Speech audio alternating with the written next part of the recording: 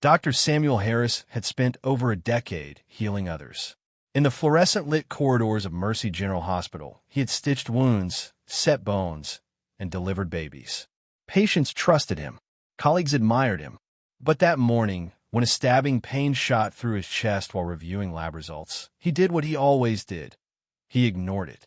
Are you new here? Please support our channel by subscribing, share, like, and comment below. Turn on the notification button to get notified when the next one drops. He assumed it was stress, or fatigue, or maybe the leftover effects of too many late nights in the ER. He pressed a hand to his chest, inhaled, and continued with rounds. After all, who would care for the patients if he stopped?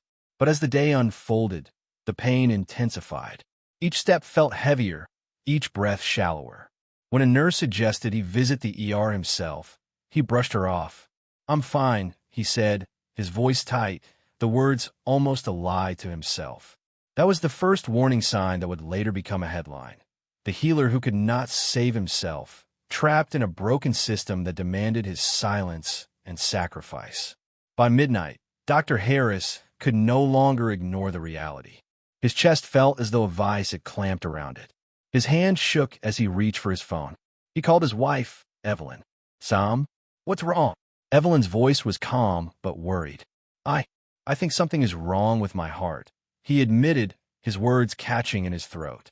"I'm on my way," she said immediately, concern thick in her voice. He stayed in the hospital, leaning against a wall in a quiet corridor, waiting. Pride in years of training told him he could manage it, but the pain was relentless. When Evelyn arrived, she rushed to his side, holding his hand and urging him to let the staff know immediately. For the first time, he was on the other side of the counter, no longer the healer, now a patient in his own hospital. But when he arrived at the ER as a patient, the irony struck him. He was now on the other side of the counter, waiting for care he had administered thousands of times. Hours passed. Tests were delayed. "It's probably acid reflux," a resident said. "Nothing serious." The monitor lights blinked red. His pain escalated. He felt cold sweat pooling at his temples. Yet the triage nurse, following protocol, left him waiting while other cases were prioritized. He watched patients come and go, hearing them describe symptoms he knew were warning signs. Some were ignored too. Then came the chest X-ray, the EKG, the blood work. Each test added a layer of frustration. The system, built to save lives, was failing him. And it wasn't just him. It was every patient navigating long waits, indifferent staff, and bureaucratic hurdles. If you ever feel unwell and are dismissed, do not wait. Demand attention. Your voice matters. Systems fail, but self-advocacy saves lives. 2 hours later, Dr. Harris was wheeled into an emergency cardiac room. The pain had become unbearable, radiating down his arm. Machines beeped, nurses moved with urgent efficiency, and for the first time, he was no longer the one directing care. The diagnosis, a severe myocardial infarction. His heart had already suffered significant damage. The attending cardiologist, a young woman named Dr. Lopez, shook her head as she reviewed the tests. "You shouldn't have waited this long," she said, her voice steady but heavy with concern. He nodded weakly, unable to respond. The words cut deeper than the pain. Years of medical knowledge and professional pride had blinded him to his own vulnerability. As the surgical team prepared for an emergency angioplasty, Dr. Harris thought about every patient he had sent home, every symptom he had underestimated, every life potentially lost because of delayed care. The procedure was intense. The stent placement saved his life, but the emotional scars lingered. He had been both doctor and victim of the system he had trusted. Your health is your responsibility. Listen to your body. Even experts can fall victim to neglect. Speak up, seek help, and insist on urgent care when necessary.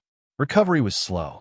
While he lay in a hospital bed, Dr. Harris began to notice patterns that had long gone unnoticed. Nurses rushed between rooms, overworked and underpaid. Patients filled every hallway. Paperwork piled on desks while emergency calls waited. He realized the delay wasn't just human error, it was a system stretched beyond capacity. He started documenting everything. Waiting times, misdiagnosis, equipment shortages. He found stories like his own. Professionals ignored, patients dismissed, lives endangered. When he finally returned home, Dr. Harris shared his experience with his colleagues.